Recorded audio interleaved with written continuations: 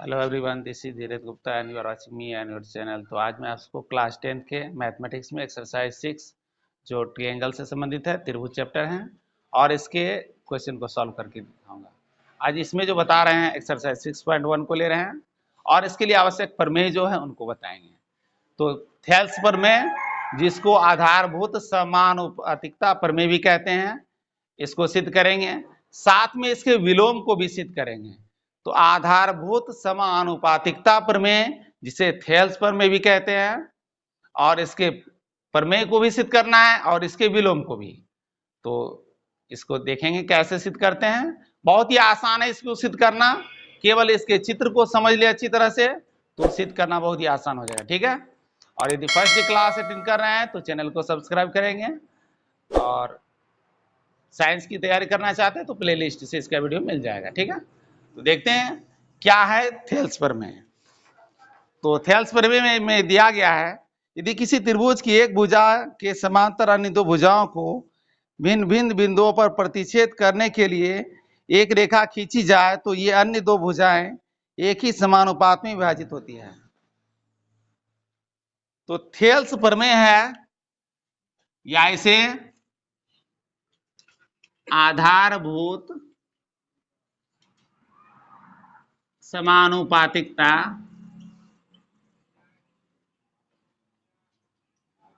प्रमेय कहते हैं, या इनका नाम ही है, अथवा देकर के लिख देते हैं, अथवा थेल्स प्रमेय।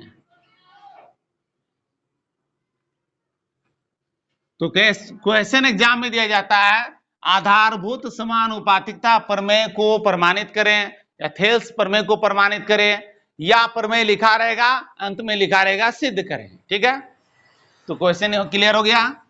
अब जानते हैं कैसे सिद्ध करते हैं। तो इसमें क्या है, किसी त्रिभुज, कोई भी त्रिभुज को लेना है, उसमें एक भुजा के समांतर कोई रेखा खींचना है। तो सबसे पहले इसको सिद्ध करने के लिए एक त्रिभुज की रचना करते हैं। तो एक त्रिभुज बना लेते हैं।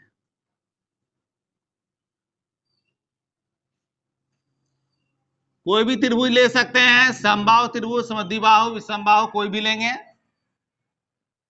ठीक है, तो इस त्रिभुज का नाम दे देते हैं एबीसी से, एबीसी। ऐसे पी क्यू आर भी दे सकते हैं, इसका नाम में कोई अंतर नहीं है, वो सिर्फ इंडिकेट करने के लिए भुजाओं को प्रयोग करते हैं। और किसी त्रिभुज में एक भुजा बीसी है, समांतर पैरेलल खींचेंगे इसका लाइन, बिल्कुल समान दूरी पर एक लाइन खींच देना है। एक भुजा के समांतर खींच दी एक रेखा। तो एक भुजा के समांतर जब रेखा खींचते हैं, मान लेते हैं इस रेखा का नाम है डी, ए बी सी से समाप्त हुआ, इसको डी और ई से इंडिकेट कर दिए। ठीक है, अब इसमें क्या करते हैं, ये रेखाएं जो है अन्य दो भुजाएं जो हैं, अन्य भुजाएं क्या है, ए बी और ए सी, इसको समान अनुपात में विभाजित करती है। समान अनुपात का मतलब क्या होता है, ये ए डी, ये वाला भाग जो है ए डी, और उसके नीचे करेंगे डी बी, ये दोनों का अनुपात, यानी इसकी लंबाई और इसकी लंबाई को ऊपर नीचे करके लिख के कटा देंगे। ठीक है, तो इसकी लंबाई और इसकी लंबाई का अनुपात जो करेंगे तो दोनों ही इक्वल होगा, यानी बराबर होगा। हालांकि ए बी और ए सी भुजा बराबर नहीं है यहां, फिर भी ये दोनों का अनुपात समान होगा। यही कहता है थेल्स प्रमेय। तो कैसे होगा समान, देखते हैं इसको। तो दिया हुआ क्या है, पहले उसको ले लेते हैं। दिया है त्रिभुज एबीसी में, मान लेते हैं एक त्रिभुज एबीसी ही नाम दे रहे हैं। एबीसी में डीई जो है ये समांतर है बीसी के, डीई समांतर बीसी, और डीई समांतर बीसी है। सिद्ध क्या करना है, सिद्ध करना है जिसको कहते हैं थेल्स प्रमेय। तो थेल्स प्रमेय में इसको सिद्ध करना है, A D by D B, A D by D B, यहां पॉइंट याद रखें, ए डी, डी से समाप्त हुआ, डी से शुरू करेंगे, डी बी हो गया इधर। Equal to AE by EC। यही है थेल्स का प्रमेय। जब भी थेल्स प्रमेय का प्रयोग करेंगे क्वेश्चन सॉल्व करने में, तो वहां यही अनुपात को लेंगे, AD by DB equal to AE by EC होता है। क्योंकि इसको अभी दिखाएंगे कैसे होता है। तो इसके लिए कुछ कार्य करते हैं। ये तो दिए गए मान है, इसके लिए अब इसको सिद्ध करने के लिए, प्रमाणित करने के लिए कुछ रचनाएं करते हैं। सबसे पहले क्या करते हैं, एक ABCD है, D से जो है भुजा AC पर एक लंब डाल देते हैं। लंब का तात्पर्य है 90 का एंगल। 90 का एंगल बना दिए। इसका नाम रख देते हैं, तो E से समाप्त हुआ, इसका F कर देते हैं। इसी तरह से E से भी एक लंब डाल देते हैं इस पर,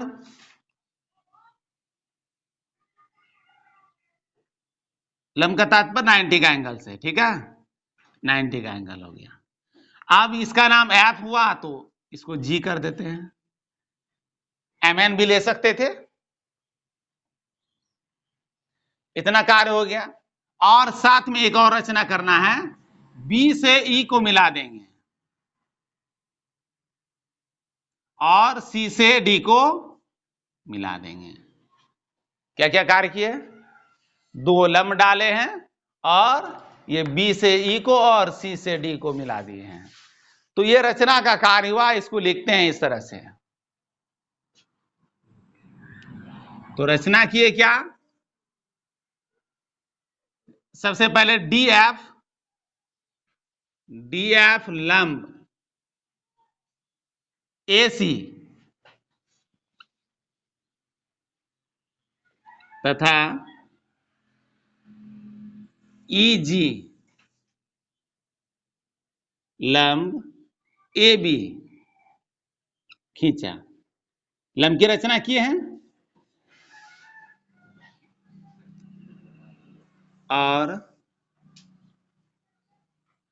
क्या कार्य कर रहे हैं, B से E को मिला दिए और C से D को, B से E तथा C से D को मिलाया। यहां से भी लिख सकते थे। कंस्ट्रक्शन में जो रचना किए इतना ही कार्य करना है, आगे कुछ नहीं करने की आवश्यकता है। अब एक बहुत अच्छी तरह से पहले से ही पता होगा, त्रिभुज का क्षेत्रफल क्या होता है।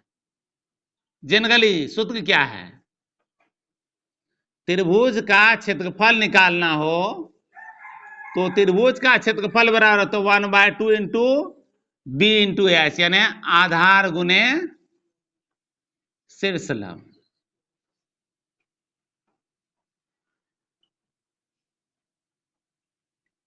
ये त्रिभुज के क्षेत्रफल का सूत्र बहुत पहले से ही प्रयोग करते हैं। जब भी कोई त्रिभुज का क्षेत्रफल निकालना हो, चाहे उसका नाम ज्ञात नहीं हो, तो एक भुजा को लेंगे और उस पर सामने वाली भुजा के शीर्ष से डाला गया एक लंब लेंगे और मल्टीप्लाई करके हाफ कर देंगे। 1/2 का तात्पर्य हाफ करने से, ठीक है। तो अब इसका प्रयोग करेंगे, कैसे करते हैं जरा देखते हैं। तो सिद्ध करने के लिए सबसे पहला स्टेप क्या करेंगे, अब एक ये त्रिभुज को लेते हैं, नाम क्या है इसका, ADE। त्रिभुज ADE का क्षेत्रफल निकालेंगे।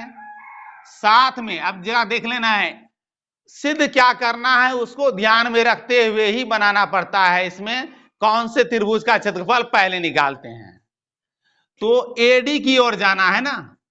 AD ये भुजा है, तो कौन सा त्रिभुज में आ रहा है, ADE त्रिभुज में आ रहा है। अब DB की बात करें तो DB जो है कौन से त्रिभुज में आ रहा है, इंडिकेट करने के लिए हम थोड़ा टिक कर देते हैं, ये है त्रिभुज, यानी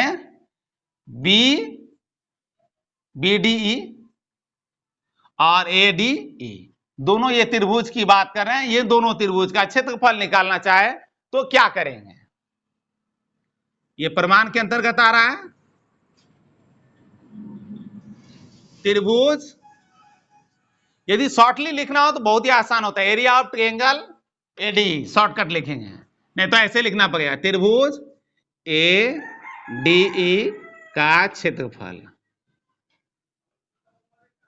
यदि इसको लिखना हो ए आर लिख देंगे, ब्रैकेट में डाल करके त्रिभुज का नाम लिख देंगे, बहुत ही सिंपली होता है, वैसे भी लिख सकते हैं, ठीक है। तो त्रिभुज एडी का क्षेत्रफल, और साथ में इसके नीचे हम यदि कर दें बटे त्रिभुज बी डी ई का क्षेत्रफल, बी डी ई का क्षेत्रफल। तो पता ही होगा त्रिभुज का क्षेत्रफल निकालने के लिए कौन सा सूत्र प्रयोग करते हैं, 1/2 इंटू बी इंटू एच। तो जरा देख ले एडीई में बी क्या है, आधार क्या है और उसका शीर्ष लंब क्या है। तो हाफ तो ले ही लिए, एडीई यहां चले आते हैं चित्र में, और ये हो गया आधार लेते हैं एडी, तो इस पर लंब डाले हैं ये ई जी, है ना।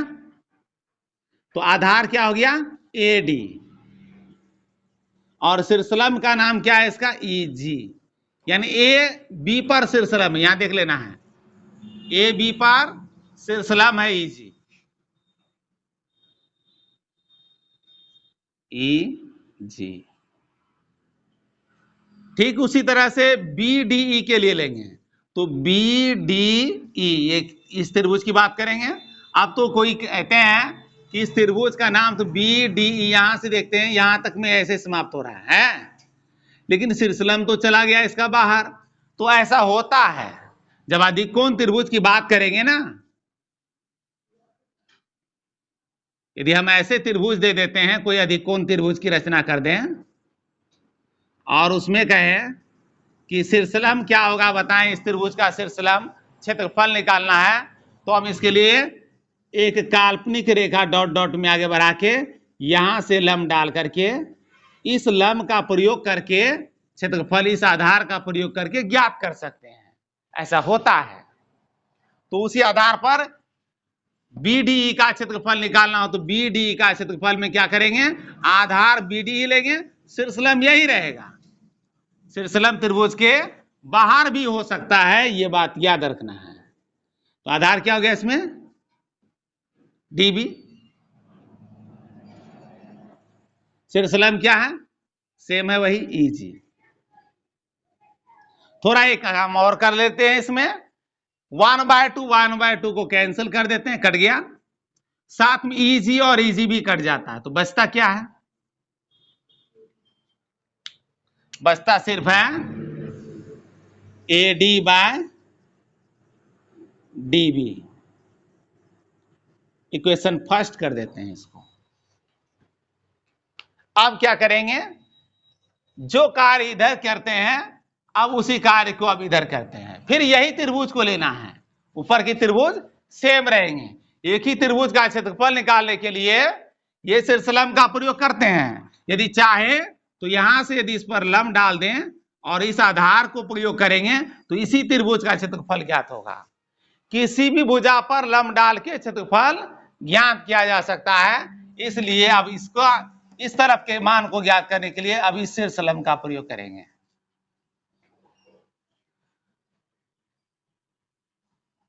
पुनः कर लेते हैं, त्रिभुज ए डी ई का क्षेत्रफल, ए डी ई का क्षेत्रफल, और साथ में अनुपात करेंगे किसका, तो इस त्रिभुज के साथ में, अब देख लेते हैं ए के बाद क्या आता है ईसी आता है, ईसी आ रहा है ना, ईसी के लिए कौन त्रिभुज है, ये त्रिभुज है, तो सी डी ई ये इस त्रिभुज का नाम है, त्रिभुज सी डी ई का क्षेत्रफल। बिल्कुल सिद्ध क्या करना है उसके आधार पर ध्यान में रखते हुए कौन से त्रिभुज को किसके नीचे अनुपात देंगे वो तय करते हैं। अब इस त्रिभुज का क्षेत्रफल के लिए फिर वही काम कर लेते हैं, 1/2 इंटू आधार देखते हैं क्या है ए है, इसमें शीर्षलंब क्या है, ये है शीर्षलंब डी एफ है। ठीक उसी तरह से 1/2 लेते हैं, शीर्षलंब इसका आधार क्या लेते हैं ईसी है, शीर्षलंब क्या है, शीर्षलंब सेम है डीएफ है। फिर आगे का काम उसी तरह से कर लेते हैं। हाफ हाफ दोनों तरफ कैंसिल कर देते हैं, और डीएफ डीएफ भी दोनों तरफ कट जाता है। बचता क्या है? बचता है मान सिर्फ ए बाय ई सी। यहां एक समस्याएं है, यहां समस्याएं क्या है कि यहां त्रिभुज ए डी के साथ बी डी था, त्रिभुज ए डी के साथ सी डी है, कोई साइड तो सेम नहीं हो रहा है, ना तो राइट साइड सेम है ना तो लेफ्ट साइड सेम है क्या? तो ऐसा यदि कर ले डी बी ई और त्रिभुज सी डी ई में क्या संबंध है, जरा देखते हैं चित्र में चल के। जरा यहां देखें, त्रिभुज ये नाम है बी डी ई, ठीक है, और ये त्रिभुज है सी डी ई। कुछ तो नजर आ रहा है इस दोनों त्रिभुज में, दोनों त्रिभुज का एरिया सेम है, क्षेत्रफल बराबर है। क्यों बराबर हो गया? क्योंकि दोनों त्रिभुज में एक आधार सेम है, आधार डी है, डी भुजा पर ही ये बढ़ा के लिया गया है, और डी भुजा पर ही बढ़ा करके इसका भी निर्माण किया गया। तो समान आधार पर बनाए गए त्रिभुज का क्षेत्रफल समान होता है, ये पॉइंट को नोट कर लेंगे। चूंकि समान आधार पर बने त्रिभुज का क्षेत्रफल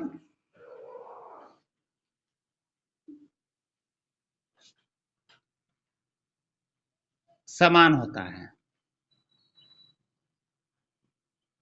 क्षेत्रफल हो गया सेम, जब समान क्षेत्रफल होता है इसलिए क्या होगा, ये दोनों त्रिभुज के क्षेत्रफल का मान यहां सी डी ई, इसलिए क्या होगा, एरिया ऑफ, शॉर्टली लिखते हैं एरिया ऑफ सी, इसको लेते हैं पहले B D E, B D E equal to area of triangle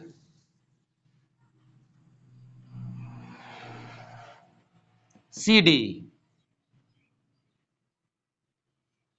लिखना हो यदि त्रिभुज बी डी ई का क्षेत्रफल बराबर त्रिभुज सी डी ई का क्षेत्रफल, ऐसे भी लिख सकते हैं। तो ये दोनों इक्वल हो गया, तो इस आधार पे क्या कर सकते हैं, सी डी ई के जगह बी डी ई ले सकते हैं।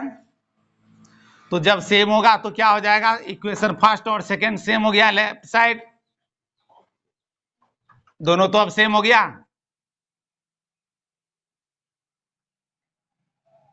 अब इसके आगे हल करेंगे इस तरह से, जब इक्वेशन फर्स्ट और सेकंड दोनों का लेफ्ट साइड इक्वल हो गया इस आधार पे, तो क्या पता चलता है, त्रिभुज लेफ्ट और लेफ्ट साइड इक्वल है तो राइट भी होगा इक्वल। तो इसको लिखते हैं समीकरण 1 तथा 2 से। फर्स्ट और सेकंड इक्वेशन से क्या पता चलता है,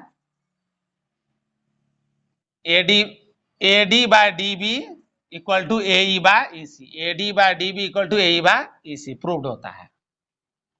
AD by DB equal to AE by EC proved, या प्रमाणित लिख सकते हैं। यहाँ बहुत ही आसान है, लिख सकते हैं फिर से एक बार, इसके नाम को चेंज करके इसको लिख सकते हैं। वैसे यहाँ इक्वेशन में क्लियर कर चुके हैं, ठीक है। अब जो समझना है, थेल्स प्रमेय के विलोम को सिद्ध करना है। और थेल्स प्रमेय का विलोम क्या है, यदि एक रेखा किसी त्रिभुज की दो भुजाओं को एक ही अनुपात में विभाजित करे तो वह तीसरी भुजा के समांतर होती है। तो थेल्स प्रमेय के विलोम को ही आधारभूत समानुपातिकता प्रमेय का विलोम कहते हैं, या प्रतिलोम भी शब्द दिया जाएगा। उल्टा है, थेल्स का उल्टा लिखना है। तो थेल्स में क्या सिद्ध किए थे, पहले उसको समझ लेते हैं। थेल्स प्रमेय में सिद्ध किए थे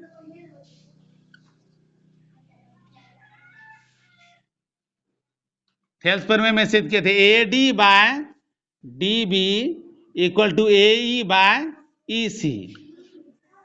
ये पॉइंट को याद रखेंगे, थेल्स प्रमेय में ऐसा सिद्ध कर चुके हैं। तो यहां क्या सिद्ध करना है, तो यहां दिया गया पहले क्या है उसको लिखते हैं। तो दिया है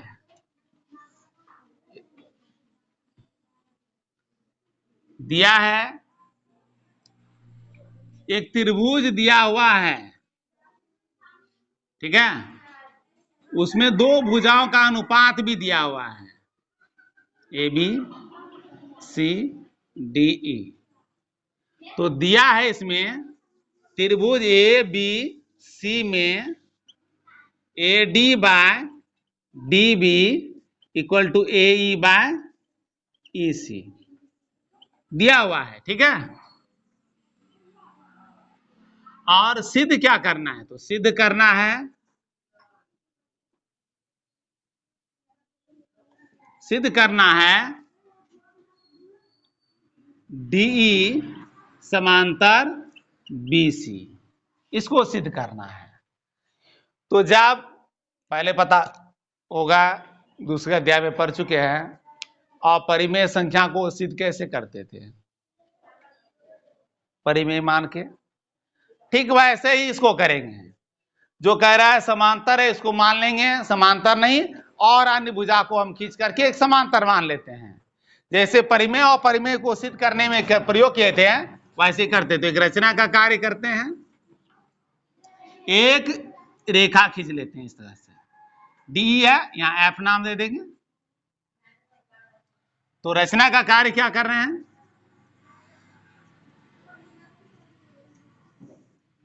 मान लेते हैं, माना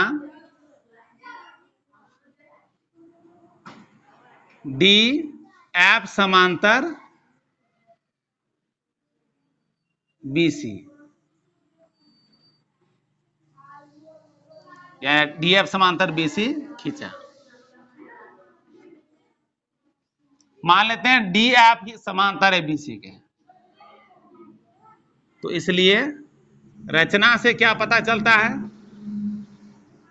रचना से क्या प्रमेय पता चलता है, रचना में यदि थेल्स प्रमेय लगाते हैं तो क्या पता लगता है, A D by D B equal to A F by F C first, ऐसा होता है। लेकिन दिया है क्या, दिया है A D by D B equal to A E by E C. अब समझ ले, यहां तो रचना में दिया है कुछ, रचना से आता है A D by D B equal to A F by F C, और A D by D B equal to A E by E C, ये दिया हुआ मान है। तो लेफ्ट साइड दोनों का सेम है ना, तो बायां पक्ष बराबर तो दायां पक्ष बराबर होगा। इस आधार पे यहां निष्कर्ष पे लाते हैं समीकरण 1 तथा 2 से। लेफ्ट साइड इक्वल है इसलिए राइट भी इक्वल होगा, A F by F C equal to A E by E C. अब जरा इसमें क्या करते हैं, इसको तो ऐसे तो इक्वल है, लेकिन इसमें यदि हम दोनों तरफ कोई भी समीकरण होता है उसके दोनों पक्षों में कोई संख्या जोड़ सकते हैं, घटा सकते हैं, गुना कर सकते हैं, तो समीकरण का मान नहीं बदलता है, इसलिए अलग से +1 करते हैं दोनों तरफ। तो A F by F C +1 कर लेते हैं, और ए ई बाय ई सी में भी +1 करते हैं। कोई समीकरण में दोनों तरफ कुछ भी प्लस माइनस किया जा सकता है। अब इसको भिन्न के जोड़ की तरह कह लेते हैं, एफ सी हो गया और A F plus F C, और इधर क्या आया, ए ई प्लस ई सी बाय ई सी। अब ये प्लस माइनस तो ऐसे तो हो नहीं सकता, संख्या तो है नहीं, इसको हम चित्र में जगह जाके जोड़ते हैं। जरा ध्यान देंगे, यहां पर ए एफ और एफ सी को प्लस कर रहे हैं, तो ए एफ क्या है, यहां देख लें, ए एफ ये है और एफ सी जोड़ते हैं तो क्या होगा, ये है ए एफ, एफ सी को प्लस के क्या हुआ, ए सी आया, तो ये हो गया ए सी बाय एफ सी। इधर क्या देखते हैं, ए ई को, ए ई देख लेते हैं यहां, और ई सी को प्लस करते हैं, क्या कहां पहुंच रहे हैं, यहां भी ए सी पे पहुंच रहे हैं, ए सी बाय ई सी। अब जरा देखें, अंश बराबर तो हर भी बराबर होता ही है ना, यदि दो संख्याओं का अंश बराबर है और इक्वल टू दिया रहेगा तो हर भी सेम होगा। तो इससे क्या पता चलता है, एफ सी बराबर ईसी। अब एफ सी बराबर ईसी का कहने का मतलब चित्र में चले आए तो एफ सी, एफ और ये सी ये है, और ई और सी ये है। क्या ये दोनों बराबर है? नहीं। यह कब बराबर हो सकता है? यह तभी संभव है, यह तभी संभव है जब ई तथा एफ एक ही बिंदु होगा।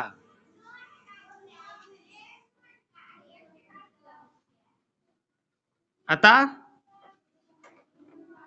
जब एक ही बिंदु है तो यहां तो प्रमाणित हो ही गया डी समांतर है बीसी, अतः डी समांतर